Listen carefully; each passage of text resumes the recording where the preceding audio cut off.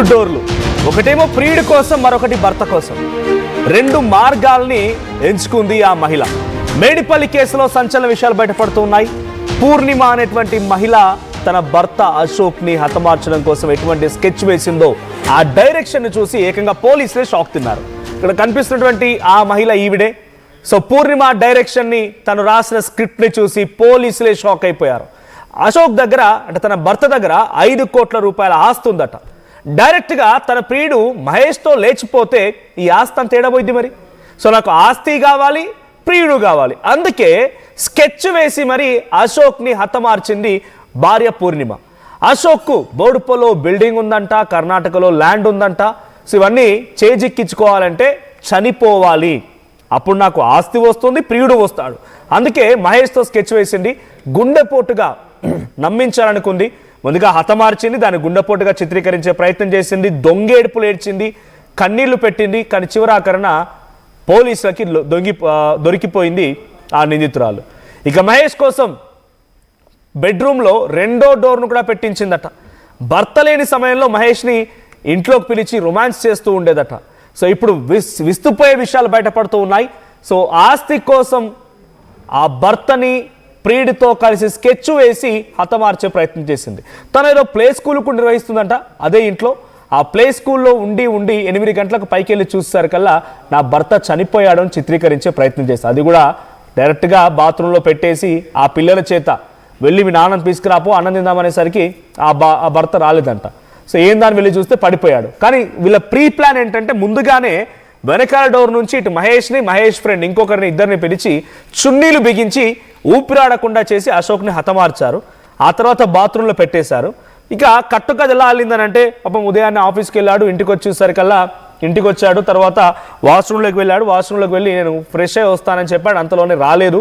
So నేను వెళ్ళి మా పాపను వెళ్ళి తిందాం రమ్మని చెప్పి మా ఆయన పిలువమనేసరికల్లా రాకుండా ఉండిపోయాడు. అందుకే ఇది ఒక గుండెపోటుతో మరణం అనే రకంగా ఒక పక్కా పర్ఫెక్ట్ స్కెచ్ వేసుకునింది. కానీ పోలీసు ఊరుకుంటారా? ఒక్కసారి 2 పీకుడు పీకితే అసలు విషయం బయటపడింది.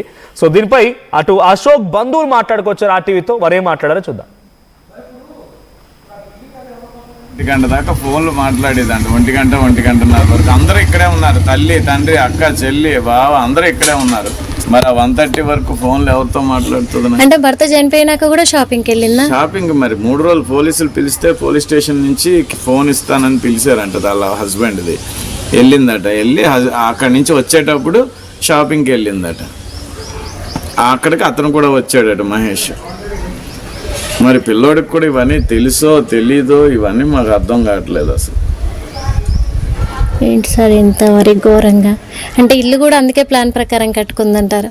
టు బి ఫ్రాంక్ అదే. ఎందుకంటే ఇల్లు కన్స్ట్రక్షన్ అయ్యేంత వరకు ఎవరిని పిలిచి అసలు ఇలా కడుతున్నాం, ఇలా చేస్తున్నాం ఏమీ లేదు. అసలు వీధి పోటీ అంటే ఈ పోర్షన్ ఇది ఇస్తానంటే వద్దని ఇదే తీసుకున్నారంట. పిచ్చి కాకపోతే. అంటే బెడ్రూమ్ లో నుంచి 2 దారులు ఉన్నాయా? ఇప్పుడు ఎలా ఉంది అంటే సెకండ్ ఫ్లోర్ లో ఇది ఇటు సైడ్ మెయిన్ ఎంట్రన్స్ అండి. ఇక్కడ హాల్ వస్తే ఒక డైనింగ్ ఏరియా లా ఉంది. ఇది కిచెన్ పక్కన చిన్న పూజ గదిలా ఉంది, ఒక రూమ్. డైనింగ్ ఏరియా నుంచి పైకి స్టెప్స్ ఉన్నాయి. ఆ స్టెప్స్ కూడా ఇంతే ఉంది, పక్కన రేలింగ్ లేదు. లోపల నుంచి అది ఎలా ఉందంటే మనం పాతకాలంలో అటక్ కోసం ఒక ఇది కదా అలా ఉంది ఆ స్టెప్స్ కి అసలు అటు ఇటు అటైనా పడిపోతారు, ఇటైనా పడిపోతారు. మధ్యలో ఉంది గాల్లో. అది అలా పైకి ఉంది. పైనుంచి ఒక రూమ్ వచ్చింది. ఆ రూమ్ కి ఇలా వెళ్తే బెడ్రూమ్. సో ఆ బెడ్రూమ్ నుంచి ఇలా వస్తే పైన పెంట్ హౌస్ నుంచి ఇటు నుంచి స్టెప్స్ బయటికి. అంటే 2 డోర్స్ 2 స్టేర్స్ ఉన్నాయి. అంటే కాకుండా వెనకాతల ఇంకో స్టెప్స్, వెనకాల స్టెప్స్ ఉంది అంటున్నారు. వెనకాతల స్టెప్స్ ఉన్నాయి అంటున్నారు. మేము చూడలేదు. మీరు కూడా చూడలే? అంటే ఇప్పుడు నిన్న చూసాను కదా, ఆ గల్లీలో వెళ్ళి చూస్తే అక్కడి నుంచి ఇది ఎంత ఉందో అక్కడ అంతే. అంటే ఇప్పుడు ఈ ప్లేస్ కూడా వీళ్ళదేనా? కాదండి. సో ఇక్కడి నుంచి వెళ్ళిపోవచ్చు. వాడు అర్ధరాత్రి ఇటు నుంచే లోపలికి వెళ్ళేటోడంట. ఇటు నుంచి పక్కింట్లో ఉన్న అన్ని రోజులు కూడా ఆ గోడ ఎంత ఉందంటే పక్కింటి గోడ ఇంతే ఉంది. వీళ్ళు కాంపౌండ్ వాల్స్ పెద్ద కట్టుకోలేదు, పక్కన వాళ్ళు కూడా పెద్ద కట్టుకోలేదు, ఇంతే ఉంది. మన కాలులో పెట్టి ఇంటికి వచ్చారు. కానీ వీళ్ళు వాస్తు కోసం అని చెప్పి ఇక్కడ ఒక పెద్ద గేట్ ఉంది కాలేజ్కి. ఇంతే ఉంటుంది ఒక మనిషి వెళ్ళే అంత. ఆ గేట్ ఎప్పుడు లాక్ ఉంటుందని కింద టీచర్స్ ఉన్న వాళ్ళు చెప్పారు. మేబీ ఆ టైంకి లాక్ ఉండొచ్చు. తనకి ఎప్పుడు కావాలో అనుకూలంగా ఓపెన్ చేస్తే మరి అలా వచ్చేస్తాడు అందులోంచి. ఆ రోజు తర్వాత కూడా మరి అటు నుంచే బయటకు వెళ్ళాడు. ట్యూషన్కి వచ్చే పిల్లలు అడిగారంట ఇలాగ ఆయన చెప్పారంటే అంటే అని. అంటే వీళ్ళిద్దరి గురించి ఆ పిల్లలకి ఎంత తెలిసి ఉంటుందో ఆలోచించాలి. ఏరియాలో పేరెంట్స్ అంటున్నారు నా పిల్లలే చెప్పేసినారు అంకుల్ ఇట్లా అయిందిరా అంటే ఆంటీ అడిగిరు అని చెప్పి. అంటే ఏ రేంజ్ ఆఫ్ విచ్చలు విడతానమో ఆలోచించాం. అంటే వీళ్ళకు ఈ ఇల్లు కట్టక ముందు నుంచే పరిచయం ఉందంటారా? ఇక్కడికి వచ్చిన తర్వాత ఆవిడ క్యారెక్టర్ అలాంటిదండి. ఆ పాత ఇంటి దగ్గర ఉండేటప్పుడు ఎవరో ఉండేవారని మేము విన్నాము, బట్ మనకు తెలియంది మనం కన్ఫర్మ్ చేసుకోలేము కదా.